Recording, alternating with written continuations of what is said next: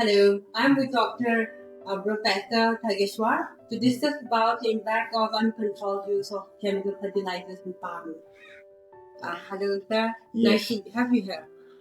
Yeah, nice to meet you. And I understood why you're coming here. Of course, the problem of overuse of chemical fertilizers and the pesticide, it engulfs a whole lot of specialty in the medical science. Because as you know, our body, you cannot exclude one part from the other. But still, there are so many other diseases which can occur from overuse of chemical fertilizers and pesticides. First, it will touch the skin and it will cause some rashes in the skin. Then you may have irritation in the eyes, then headaches, nausea, vomiting, dizziness, and diarrhea. Then difficulty of breathing like asthma, headache, and then other respiratory problems can happen. This is in the acute stage. And if there is excessive exposure to pesticides, so if you don't protect your skin, it goes directly through your skin instead of you eating it, and it can be a poisoning, and it's life-threatening. You may have to reach the emergency in the hospital and it needs to be treated immediately. Then chronic effects are there which can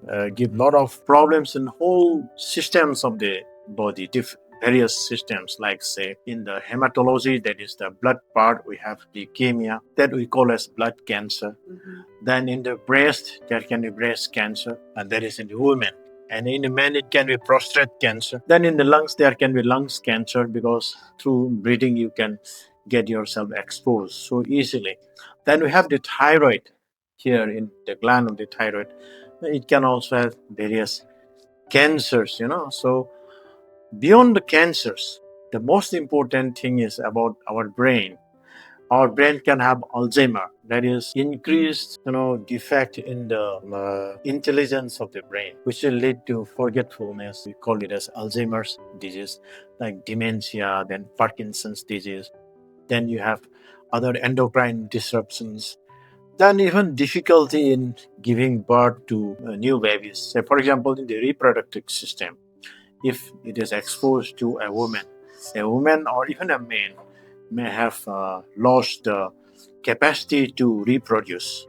So this is definitely is a very big problem. And when even after getting pregnant, also the fetus, that is the child inside the womb, can be born defective because of this exposure. And there can be many developmental diseases like say diabetes, then developmental toxicities, etc. So to sum it up, we have got two different type of pesticides to control the pest. Another one is the fertilizers.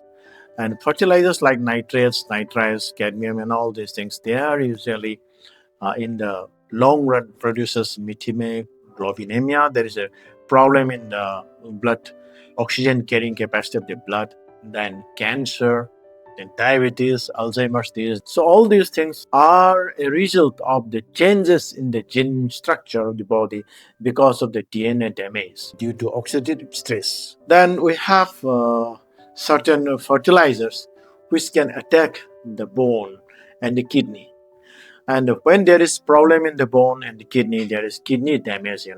Kidney damage, unless you do kidney transplant, or we call it renal transplant, you cannot revive the person. The person will be at the deathbed. He will lose his life very quickly, because the kidney is very much essential for our living, because it has to detoxify our body from the different toxins that we produce every day. Then about the bone. When there is something wrong in the bone, when your bone becomes weak, all of your body will become weak, and you will have various fractures and different pains, body aches, and everything. And then later on, you'll have so many other problems related to that. Then regarding the pesticides, most of the pesticides that we are using are organophosphorus. And organophosphorus can create a lot of damage to the nervous system, because it is a nerve toxin. At the same time, in the respiratory uh, pathways, then also in the endocrinal tissues, it can create a lot of problems.